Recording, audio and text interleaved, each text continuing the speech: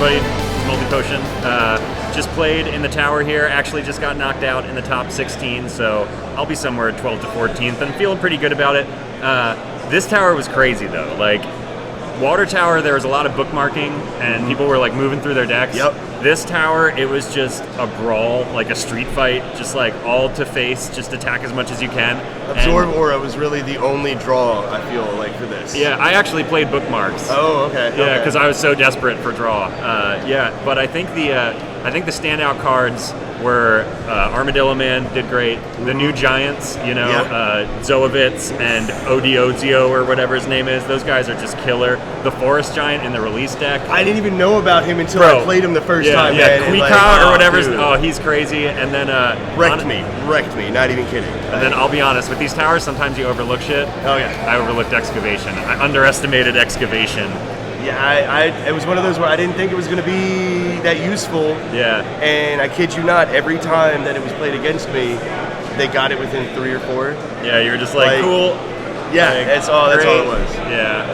But I mean, I agree with you about Armadillo Man though, and it's crazy. Like, the difference is, like you said, the draw power. Yeah. Like, I went through half my deck easily every single game at Water Tower, and this one right here, it was so hard to get the cards in hand. Yeah. So hard to get the cards. And if you New Year's, sometimes you give the opponent like more ammo, and then you're like, uh-oh, and they're just like, all right, let's go. Pretty much.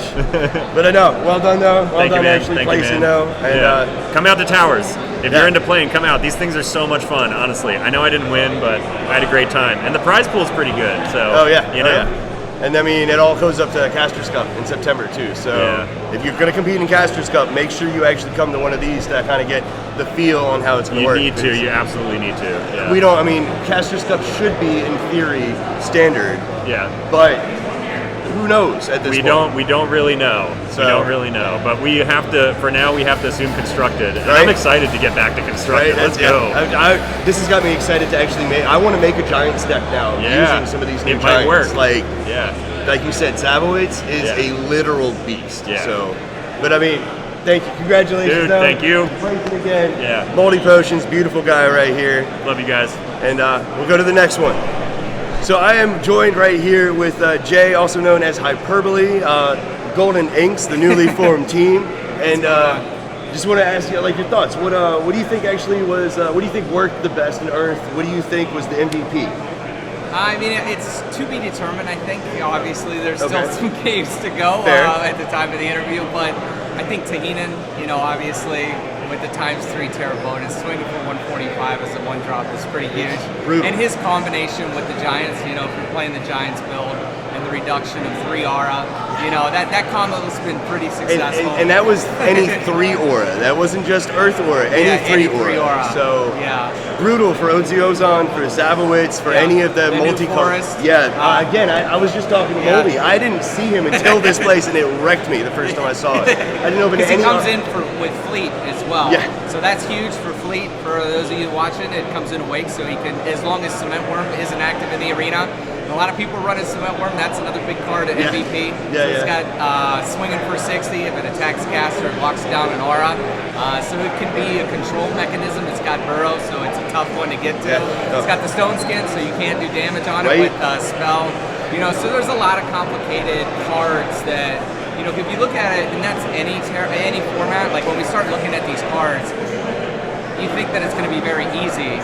Like, you're like, oh, it's just ×3, and then you're like, oh, I'm just going to play. At first, everybody's like, I'm running Cactus Cats, and I'm running Giraffe Possums, and I'm running, Tahinans, and I'm running 10 of them, and then, and I'm running, 6 artifacts and 3 absorbs, and I'm going to win.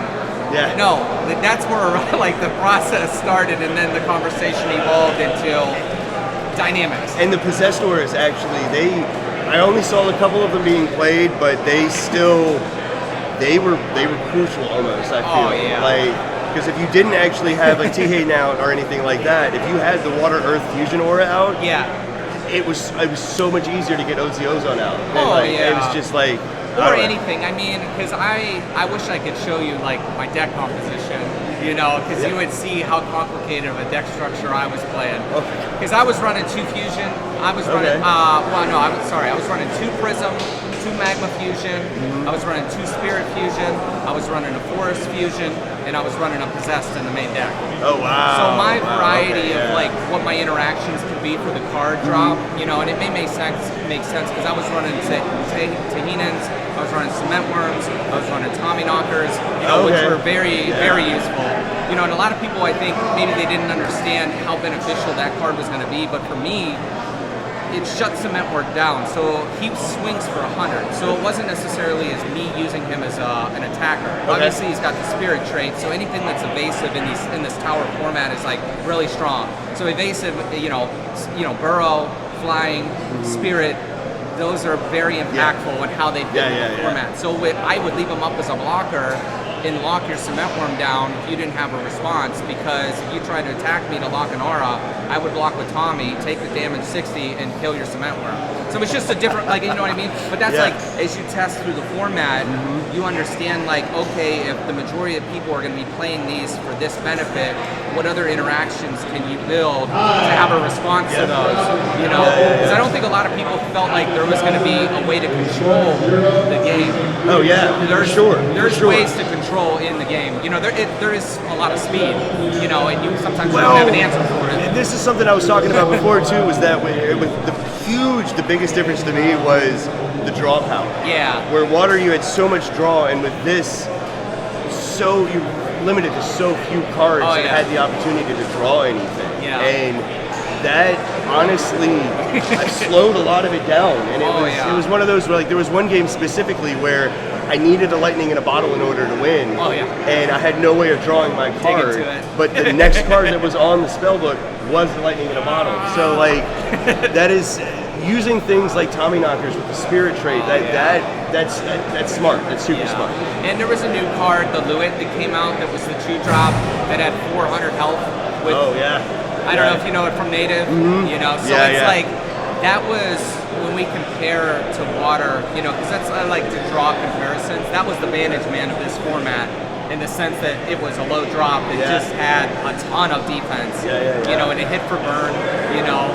And I had the combination, and I got lucky enough to pull the card, but I had Pizza Bird in my deck. You know, so I mean, when he hit the board, it was, I mean, it was a big problem.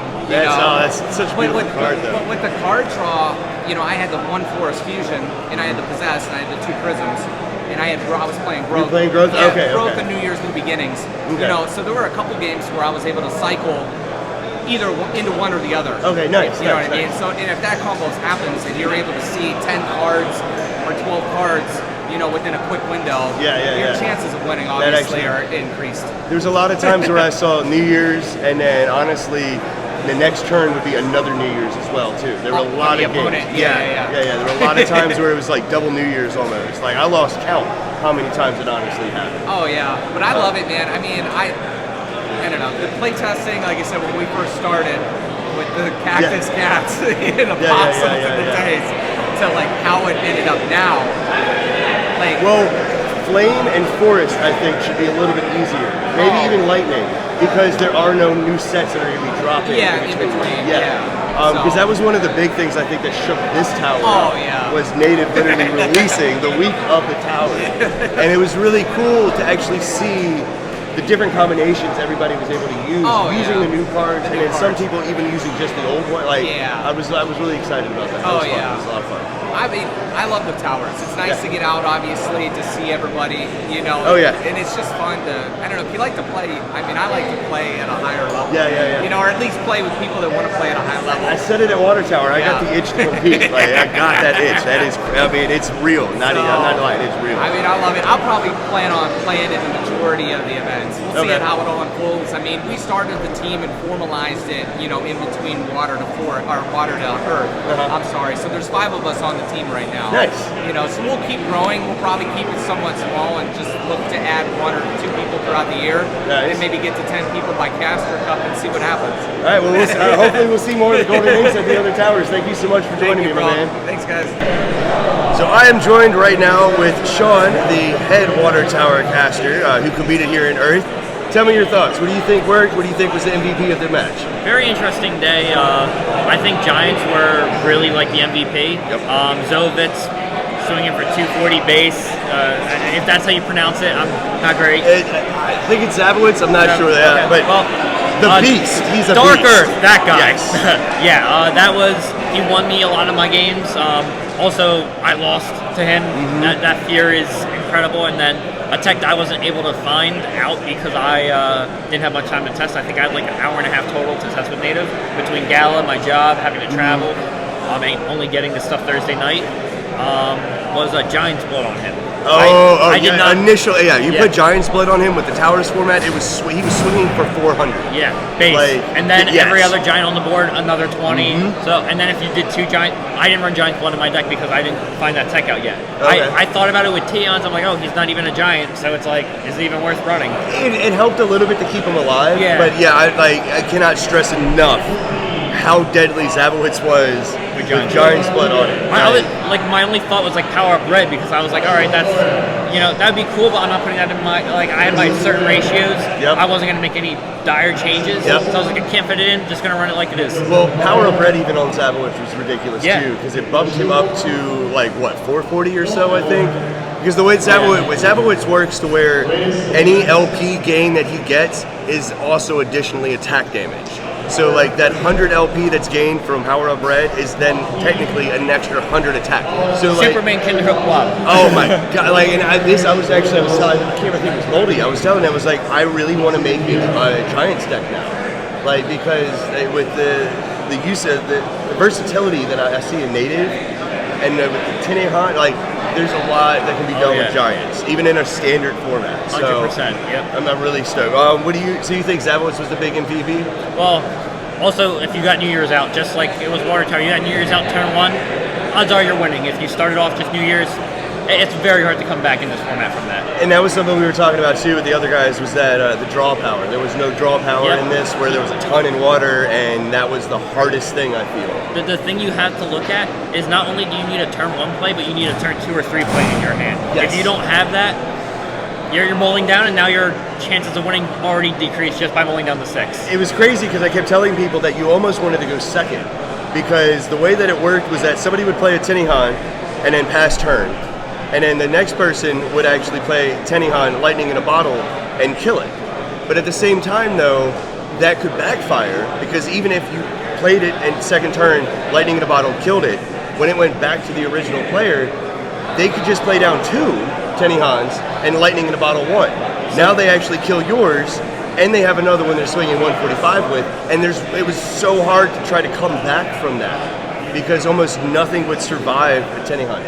So with that, like there's a couple times I thought about that, but I was always playing Teon first, because if they don't have that Lightning in a Bottle, literally it was the roll of the dice to see if they had it or not. But the thing that I like doing is I would start off with Teon. If they did Teon and Lightning in a Bottle like you said, I would turn to Earth Aura, and if I had it, Crystal, Absorb Aura, then get a Giant out on turn 2.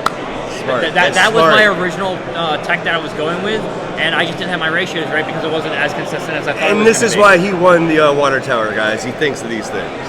But I also didn't think of everything. I'm human. I'm not perfect. I didn't think of Giant's Bloods on Zabowitz. Yeah. Well, I mean, you're primarily a forest guy anyway, so I get that. Yeah, like I'm excited to actually get a good month of testing for Forest Tower once we get our Terras, because I already know my horror ratios, like what I can run, because I've been fiddling with it for a year. I know like what I'm going to be able to do for the most part. I just got to find the right cards. That's true, and like I love the entire community, but I'll be honest, I'm going to be very, very shocked if the lads don't actually take Forest Tube just because of this guy right here. So. Well, don't put that much pressure on me. As you can see from today, I can lose. I'm not immortal. Oh, that's true. That's true. I just know how fearsome you are with those fearsome critters, though, man. Yeah, but we'll see if fearsome critters are even the wave with the triple Terra bonus. Yeah, true. It depends. It all depends on that. Hey, at least we don't have a new set coming out though before. Yeah, dude. I get my actual month of testing and I love it. fine tuning. All right. Well, thanks, man. I appreciate you Thank actually you so coming much. here so much for everything.